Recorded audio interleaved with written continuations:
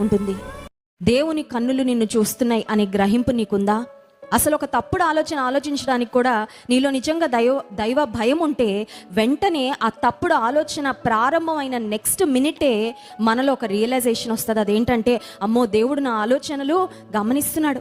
ఇతరులకు కీడు జరగాలని ఒకవేళ నీ మనసులో ఒక తప్పుడు ఆలోచన అపవాది తీసుకురావచ్చు. బట్ ఆ ఆలోచన వచ్చిన ద వెరీ నెక్స్ట్ మినిట్ పరిశుద్ధాత్మ దేవుడు నిన్ను గద్దిస్తాడు లోపల నుంచి. నీలో నిజంగా దేవుడు అంటే భయం ఉంటే, భయము నొంది పాపము చేయకుడి అనే వచనము నువ్వు నిజంగా నెరవేరుస్తావు. ఒకవేళ ఏదైనా అనుకోకుండా ఒక మాట నీ నోట, అనకూడని మాట, వాడకూడని పదం ఏదైనా దొర్లిపోతే వెంటనే నీవు భయపడతావు. అమ్మో, దేవుడు నన్ను చూస్తున్నాడు, నా దేవునికి ఇది నచ్చదే, ఈ యాటిట్యూడ్ నాలో ఉండకూడదే, ఇలా నేను మాట్లాడకూడదే, ఇలా నేను ఆలోచించకూడదే, ఇలా నేను ప్రవర్తించకూడదే, అయ్యో నా లోపల నా అంతరంగ జీవితం కూడా దేవునికి అంగీకారయోగ్యంగా ఉండాలి అని ఆ దైవ భయము నీలో ఖచ్చితంగా ఉంటుంది.